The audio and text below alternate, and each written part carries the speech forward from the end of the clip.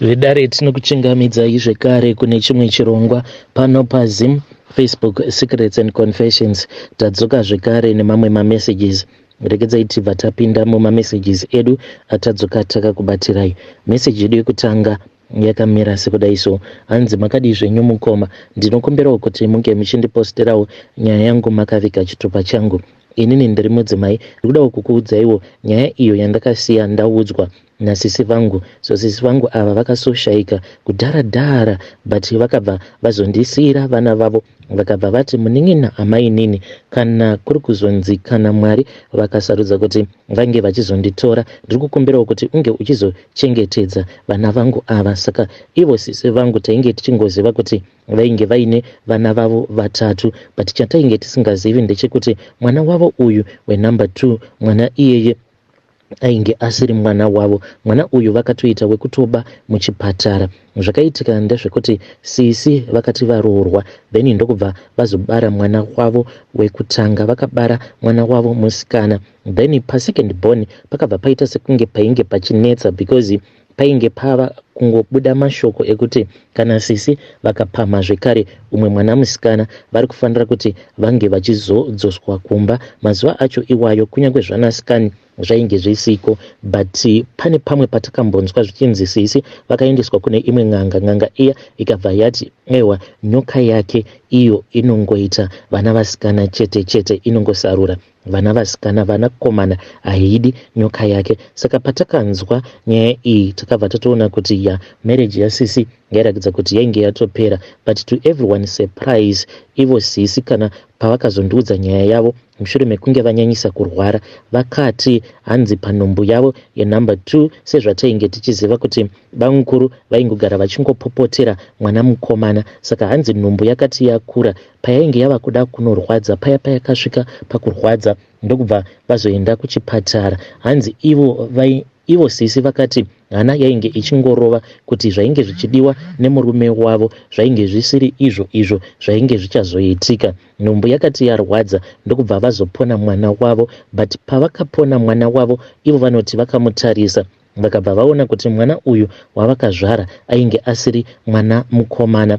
Then at that same time vanoti vakaponerana neumwewo uyo ainge ari musikana wechidiki, hanzi ainge atori under age zvake, ndokubva agadzirirwa mwana wake. Akati mwana uya agadzirirwa ndokubva azopfekedzwa, ende vainge vakapfeka zvainge zvakaita kakuda kunofanana because ivo banguru vachinotenga preparation yemwana vakatongotenga vachiti mwana uyu mwana mukomana, vachiti kana mwana wacho akabuda asiri mukomana ameno uchangomupfekedza zvakadaro. So ivo sisi vanoti pavakaona kuti sezvo ivo bamukuru vainge vati vanoda mwana mukomana, vakabva vati it was far much better kuti vange vachingoba mwana wemukadzi uyo wavainge vaponerana naye, because iye ainge asina kumbonyatso kucherechedza mwana wake nekudawo kwekuti ainge achiri mwana mudiki, ainge achiri in pain. Kana mwana akatoramba kumubata mushure mekunge ambozama kugamuchidzwa mwana nemanurses, akangoti achingobva mukunogomera mwana achingobuda ndiye uyo akabva atorara. So ivo vakabva vanyepedzerawo sekunge vainge varara, ndokubva vazoti manesi pavakabuda vachiti vange vachimbozorora, ndipo pavakabva vazosara vachichinjanisa vana, then vakabva vazochinja hembe kuitira kuti manesis paanenge ozodzoka asazonotisa kuti izvi ndo zvainge zvaitika. So vakazoti vachisvika kumba, then vakabva vazotogamuchirwa nemufaro. So sisi vakazoti mwana wavo wechinumber 3 ndokubva vazozvara zvekare umwe mwana musikana. So uyu mwana wepakati uyu mukomana right now ava in form 6, ndiye ega wavainge vachingonzi mwana wavo mukomana wavakaita. But sisi vangu vakarasa mwana wavo musikana wavainge vazvara muchipatara, vakabva vazomuchinjanisa ndokubva vazoba uyu mwana mukomana. Zvino mwana uyu ndini ndigere naye apa, ndinombobatwawo nemweya wekuti ndinge ndichingoenda naye kumapurisa, ndobva ndangonomusiya kumapurisa ikoko. But I am scared kuti mwana uyu kana ndikaita saizvozvo maybe ndinokwanisa kuzomurwadzisa, because I don't think kuti it is going to be possible kuti amai vacho tichakwanisa kuvawana. I don't know kana kuinewo vanokwanisa kundipawo maideas, please ndipewo maideas kuti ndopafambisa sei. And at the same time ndinotya, ndinonzwa hana yangu ichirova kuti zvimwe kuda kana ndikaenda nemwana uyu kana kuchipatara kana kuti kumapurisa ndinokwanisa kuzongokaruka ndavharirwa mukati. Ii jeri hangu ndinoritya because I am not guilty at all. It was just unfortunate kuti pandakaenda kunoshanyira CEC pavainge vava kunyanya kurwara vakabva vazokumbira dzimwe hama dzose kuti dzinge dzichizobuda panze, ndokubva ndazosara ndiina Sisi. Visitation hour yose ndakangoispenda ndiina Sisi vachindiudza nyaya iyi kuti what happened kubva zvavakatanga kudanana naivo bangukuru vachitorera bangukuru kubva kune imwe friend yavo, because vakabva vatondiudza kuti ivo bangukuru vainge vachidanana neimwe friend yavo, but pane zvakazongoitika one day mushure mekunge ivo bangukuru vanetsana nebest friend yaSisi vangu. Saka yakabva yazodarika nekumba kwedu mukuzonotaura naSisi. Hanzi vakazongokaruka vatombundikirwa navo bangukuru vakabva vazotosika bonde by the side of the road. Ndopa vakabva vati kumba handichatodzokere, ndokutizira kwakazotoita Sisi ikoko. Saka vakandiudza nyaya yose iyi. Zvino vakazoti vandiudza kuti ivo vainge vakaba mwana, vakabva vanditi mwana uyu ndinokumbira kuti usamuudza because I love him with all of my heart. Sisi vakabva vazoti kwandiri, izvi zvandakuudza munin'ina wangu handisi kuda kuti mwana uyu ange achizozviziva. Sisi ndokubva vatotanga kutogomberwa paya, kuzosvika manesi achizouya achimhanya. Ini Sisi vangu vakashayika, ndakavatarisa kudai. Ndokubva zvandakatanga kugara nevana vaSisi ndakabva ndatotanga kuwana mimwe mikana yakasiyana siyana zvekutoti even right now handitomborwadziwi nekuchengeta kwandinoita vana vaSisi. So I don't know kuti ndisisi here vari kundipa mablessings or what am I supposed to do. Ndinoivedare ndo message iyo yandakatumidzirwa ichibva kuna vahanzvadzi vedu. Naimi zvazvakangooma hazvo veduwe, hanzi Sisi vangu vakazvara mwana wavo musikana vakabva vabira umwe mukadzi uyo ainge achangobvawo mukuzvara wake mwana mukomana. Yo, strange things do happen in this world. Zvino voita sei? Voenda kuchipatara here vonoresearcha pakaipa. Regedzai tibva taenda panyedu inotevera. Nyedu inotevera yakamira sekudai so. Hanzi makadi zvenyu mukoma, ndinokumbirawo kuti muge muchindiposterawo nyaya yangu makavigawo chitupa changu. Inini ndiri mudzimai ane makore 31 years ekuberekwa. Ndine mwana wangu 1. Ndakasiyana nemurume wangu apo pandainge ndine makore 25 years ekuberekwa.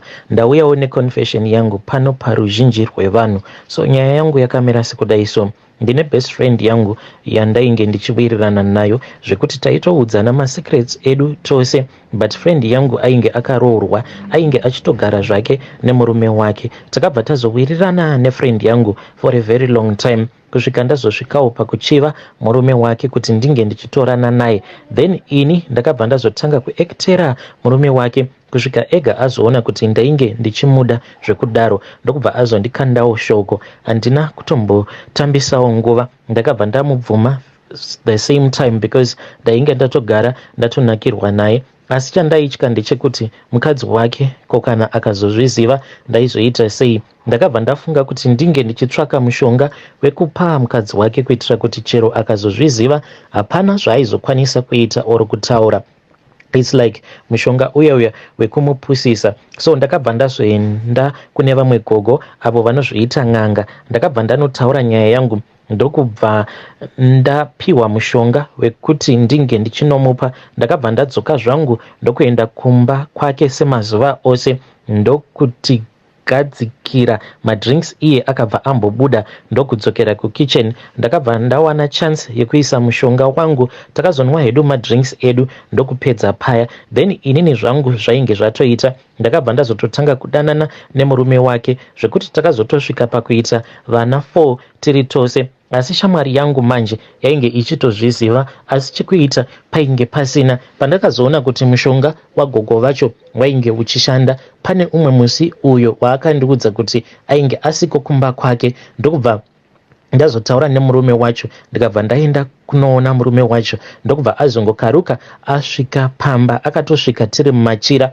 chakandinetsa ndechekuti haana kana kumbogara apopota kana kuita sei, but akabva ati ndichambonogeza, ndokubva atodzoka akamonerera zambia rake, akabva atopindawo machira, akabva aenda on the other side. Munhu ndokubva atotanga kutokumbira bonde kumurume wake, achitoti kunyangwe zvikanzi unenge uchida hako kuparika friend yangu hapatomborina kana problem zvachose. Ndakabva ndaona kuti mishonga iyo yandainge ndapiwa nagogo vaya zvechokwadi yainge ichishanda. So mukoma ndakazosvika pakunzwira shamwari yangu Urombo, nekuda kwekuti ndainge ndava kungogara ndichingoenda kumba kwake kuma sleep over. Dzimwe nguva ndaikwanisa kutoenda kumba kwake kuma sleep over, ndobva ndatoona kutoti iye anenge ari kumazuva kwake. Zvaaita ndezvekuti aibva azoburuka zvake pamubhedha, obva azowaridza pasi achindisiya inini nemurume wake tichitamba zvedu mutambo webonde tiri pamubhedha, iye avete pasi. Ende ainge asitomborina kana problem nazvo because ainge ava kuita kunge zombi. So ndakabva ndaona kuti zvinhu zvandainge ndichiita zvainge zvisina kunaka, ndainge ndomunzwira tsitsi. So ndakati ndaona kuti zvandainge ndichiita zvainge zvisina kunaka because ainge ava kuita kunge ane kamwe kakupenga. So nekuda kwekupusa kwake ndakabva ndafunga kuti ndinge ndichidzokera kuna gogo vaya kuti vange vachindipa mushonga zvekare, vaya vainge vakambondipa mushonga kuti ndinge ndichizokwanisa kusunungura shamwari yangu.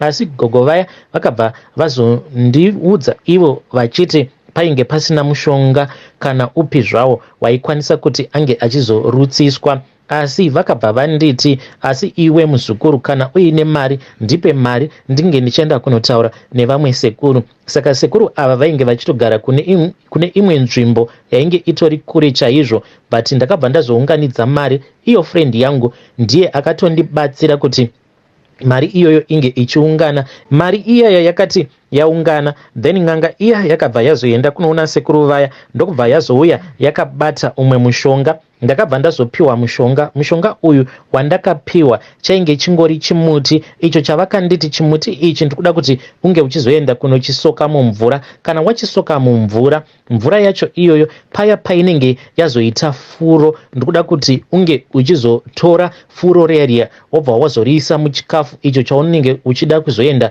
kunopa friend yako. So mukoma ndo zvandakazoita paya. Ndakati tora mushonga uya ndikabva ndazoenda nawo kumba, ndokubva ndazonousoka. Ndakausoka mushonga uyu kwe2 good weeks. So one day ndakazoti ndamuka ndikabva ndazoona kuti painge paine furo pamusoro pemvura iyo yandaike ndakaisa mune chimwe chijag. Ndokubva ndazotora furo iroro ndikabva ndazoriisa zvangu mumaheu, ndikabva ndazoenda kumba kwefriend yangu, ndokubva ndazomupa maheu aya. Iye haana kana kumboita problem semunhu ainge achingogara achiita izvo zvandinenge ndichida kuti ange achiita. Then akabva azogamuchira maheu aya, ndokubva atotanga kunwa.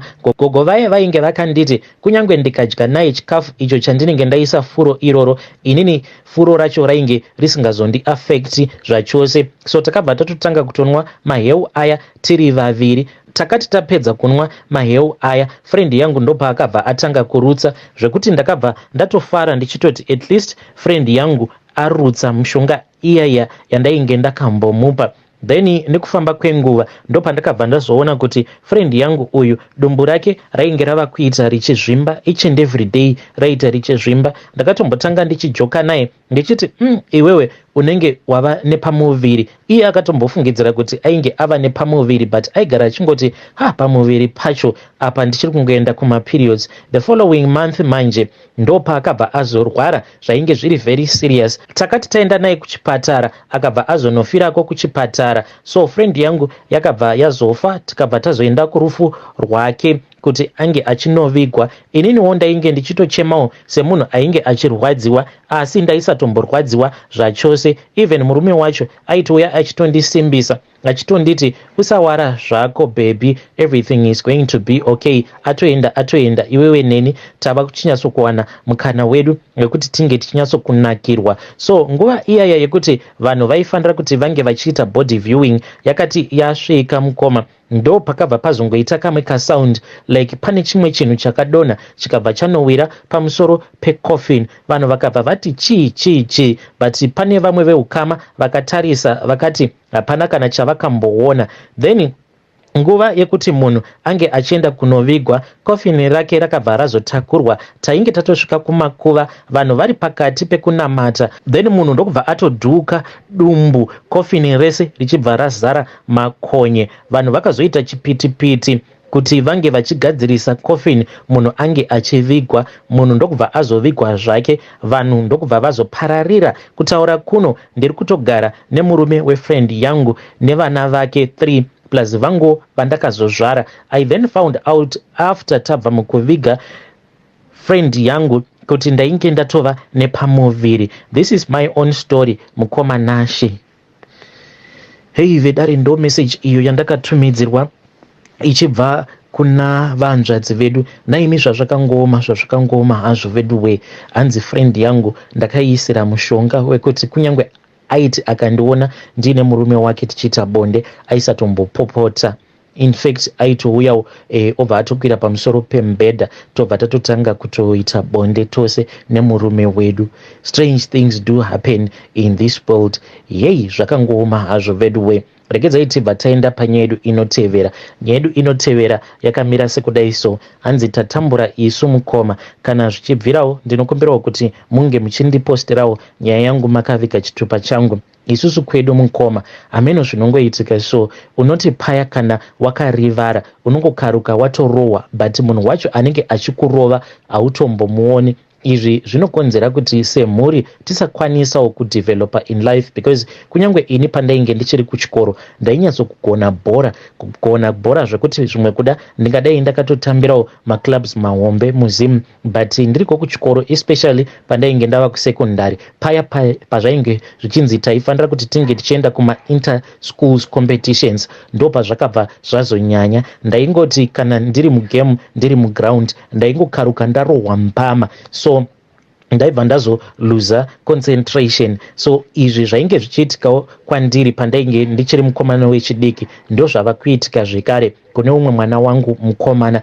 Takatobva mukumutora izvezvi tigere naye kuno kuSouth Africa. Tiri kumbozamawo kuti tinge tichifamba naye tichienda naye kumachurches akasiyana, because nayewo munhu ari very, because mwana uyu ari very intelligent, but ane dambudziko rekuti anongorohwa zvekuti kuenda kwacho kuchikoro atongova ma1. Mwana ava kutotya kuenda kuchikoro because the moment yaanenge ari muclass mwana anoti iye akada kungoconcentrate kana kuti paya teacher pavanoti anoziva ansa ngasimudze maoko, mwana kana akada kungosimudza ruoko anobva atorohwa mbama. So ndo zvinhu zvinoitika kumhuri kwedu. Ngatizivewo kuti tonanga ani, because vabereki veduwo vanototikurudzirawo kuti tinge tichifamba pose pandinoenda kumusha. Vabereki vangu ndinofamba navo, including most of my relatives. Saka kuti nditi wacho ari kukonzeresa zvose izvi kuti zvinge zvichiitika mudzinza ndiani handitomboziviwo, mukoma Nashe. Ndiyo confession yangu iyi. Ndinokumbirawo kuti